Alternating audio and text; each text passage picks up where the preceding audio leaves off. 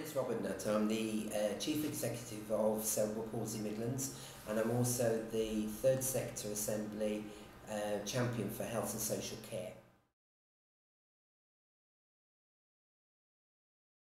We're the oldest centre in the country for people with cerebral palsy, and we were founded in 1947, and we've delivered services to people with cerebral palsy for about 60 years.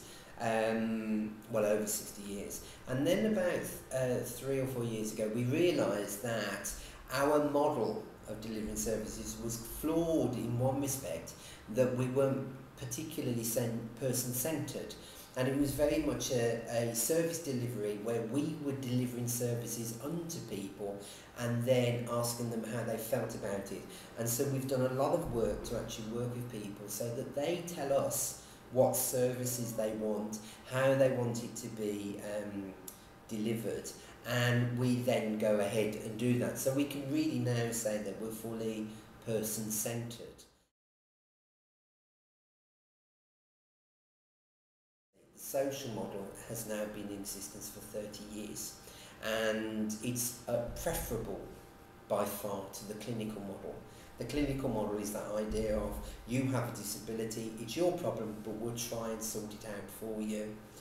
The social model is you have a disability, it's society's issue that we have to make society accessible to you.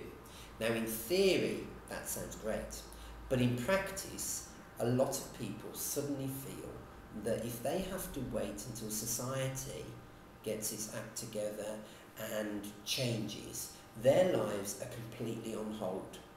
There is no way that they can get out and about and access services.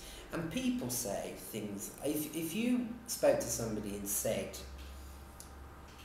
do you think people with disabilities should have an equal say in society and free access to services? They'll say yes. Most reasonably minded people will say yes, we do.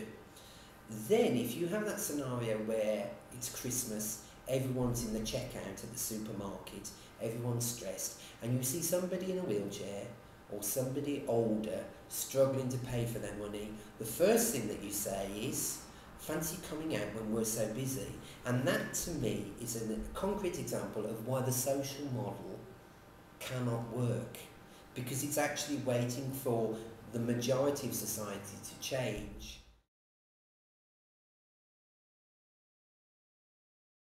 Our model that we've developed with our people is actually about exploring democracy, really, where people fit in democracy and how their services and their rights fit in with the rights of other people and other services. So we think it actually fits in well with that whole diversity agenda as well, so that we are supporting our people to realise that they are part of society.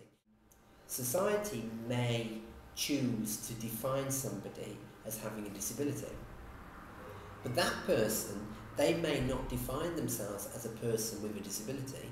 They may define themselves as, I'm Afro-Caribbean and I also have cerebral palsy. And it's actually exploring how people want to choose their own definitions for their own lives.